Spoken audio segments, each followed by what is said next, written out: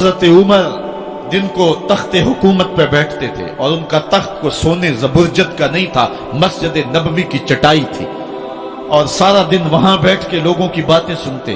और जब रात के अंधेरे गहरे होते उमर भेष बदल के मदीने की गलियों का गश्त करते।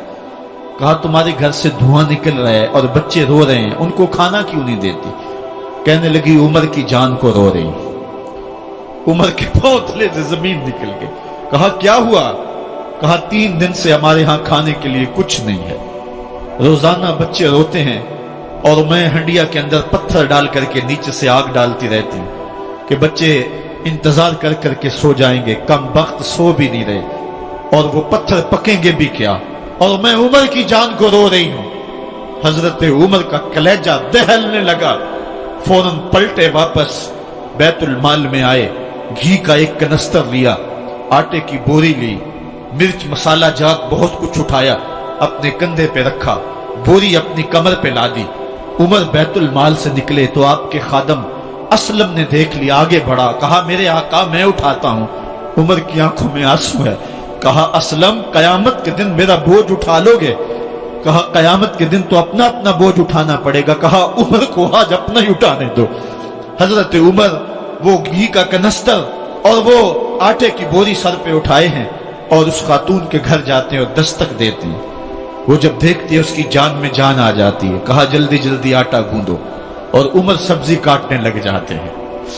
हजरत उमर रज़ी अल्लाह ताला अन्हो सब्जी तैयार कर देते, उधर आटा गुद जाता है और फिर ऊपर चूल्हा रखा जाता है, चूल्हे के अंदर आग रखी जाती है, वो खाना पकाने लगती है, आग बुझती है। तारीख ने लिखा है आग बुझने लगती है, उमर झुक करके फूंके मारता है। उमर झुक झुक के फूंके मारता है। खाना पक गया और बच्चों के सामने खाना रख दिया, बच्चे खा रहे हैं। अब बच्चे रो रो के निढाल हो चुके थे। हजरत उमर अपने हाथों को और अपने घुटनों को और अपने पांव को जमीन पे लगा के, जिस तरह बकरी का बच्चा चलता है वेड़े के अंदर, कभी इधर चलते हैं कभी इधर चलते हैं, ताकि बच्चे मुझे देख के खुश हों और दिल में कहते उमर जितना रुलाया है अब इतना हंसाना भी पड़ेगा।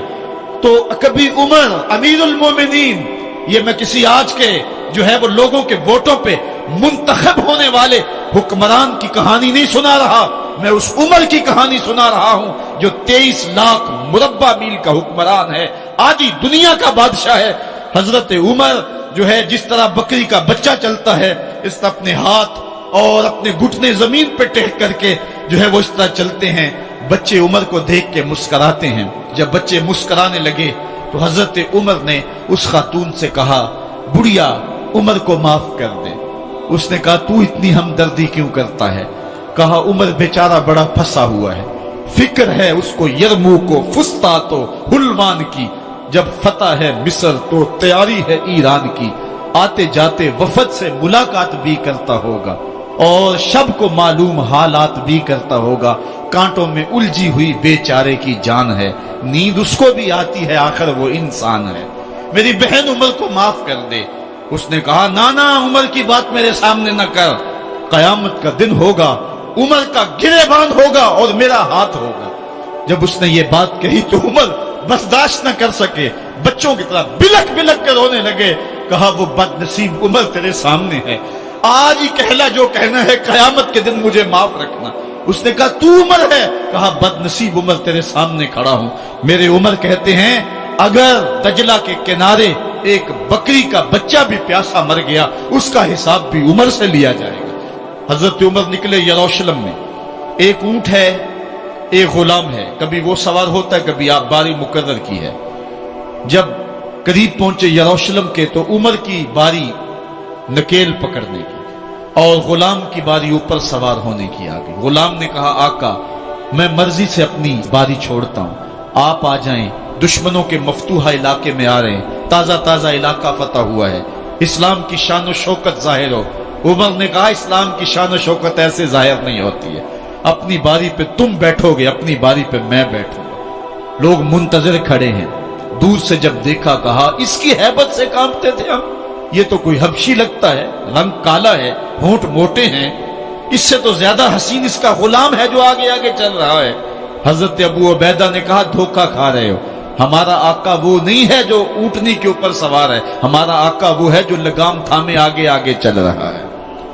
حضرت عمر رضی اللہ تعالیٰ عنہ کو آگے بڑھ کے جابیہ کے مقام پہ حضرت ابو عبیدہ بن جراح نے استقبال کیا، تو حضرت عمر آگے بڑھے اور انہوں نے آگے بڑھ کر کے حضرت ابو عبیدہ کے دونوں کندھوں پہ ہاتھ رکھا، اور سنو حضرت عمر نے کیا کہا لا الہ الا اللہ انا کنا اذل قوم فاعزنا اللہ بالاسلام، کہا کہ لا الہ الا اللہ، اے ابو عبیدہ بن جراح، ہم ایک ذلیل قوم تھے اور اللہ نے ہمیں اسلام کی وجہ سے عزت عطا کی ہے، اور میں تمہیں ایک تاریخ ساز بات کہنے لگا ہوں، اور وہ یہ ہے کہ جب تک ہم اس عزت والے اسلام کے دامن کو تھامے رہیں گے ہماری عزت قائم رہے گی، اور جب اسلام کے علاوہ کسی اور جگہ سے عزت ڈھونڈیں گے تو رسوا کر کے رکھ دیے جائیں گے۔ یہ ہے وہ خلاصہ جو حضرت عمر نے امتوں کے عروج و زوال کا بیان کیا ہے۔ اس امت کو جو خیرات ملی ہے تخت و تاج کی، وہ پینٹاگون سے نہیں ملی، وہ واشنگٹن سے نہیں ملی، وہ وائٹ ہاؤس سے نہیں ملی، وہ محمد عربی کے جوڑوں کا صدقہ ملی ہے۔ اس لیے جب ہم نے اسلام سے انحراف کیا، پاکستان حاصل کیا گیا تھا، پاکستان کا مطلب کیا؟ لا الہ الا اللہ، ہم نے اس نعرے کو چھوڑ دیا ہوا ہے، ہم نے انحراف کر دیا ہے۔ آج ہماری نظریں مغرب کی طرف لگی ہے کہ تخت و تاج اس سے نصیب ہوتے ہیں، اور دنیا کے اوپر ہم رسوا ہو کے رہ گئے۔ ہماری پستی، ہماری زبوحالی، ہماری ذلت کا سبب یہ ہے کہ جس جگہ سے ہمیں عزت ملی تھی ہم نے وہ مرکز ہی چھوڑ دیا ہے۔ اس مرکز حیات کو، اس مرکز زندگی کو، اس مرکز عزت کو ہم نے چھوڑ دیا ہے، اور دنیا کے اوپر ہم رسوا ہو رہے ہیں۔ انہی حضرت عمر کی کہانی ہے۔ وادی تہامہ سے گزر رہے تھے کہ بچوں کی طرح بلک بلک کے رونے لگے۔ کہا عمر جوان آدمی ہو اور بچوں کی طرح بلک کے رو رہے ہو؟ کہا تم نہیں جانتے، مجھے بچپن کی کہانی یاد آ گئی۔ کہا کیا کہانی ہے؟ کہا یہی عرض تہامہ تھی، میرے باپ خطاب نے مجھے 5 اونٹ دیے تھے، کہا انہیں لائن میں کھڑا کرو سیدھا، میں آگے والا سیدھا کرتا تھا پیچھے والا ٹیڑھا ہو جاتا، پیچھے والا سیدھا کرتا آگے والا ٹیڑھا ہو جاتا۔ میرے باپ خطاب نے مجھے بڑا مارا۔ کہا ایک عرب کے بیٹے ہو کہ تم سے 5 اونٹ لائن میں کھڑے نہیں ہوتے؟ کہا ایک زمانہ عمر پہ وہ تھا کہ اس سے 5 اونٹ لائن میں کھڑے نہیں ہوتے تھے، اور آج شرق سے لے کر غرب تک 23 لاکھ مربع میل کی حکمرانی اور انسان بھی لائن میں کھڑے ہیں۔ یہ محمد عربی کے جوڑوں کا صدقہ نہیں ہے تو اور کیا ہے؟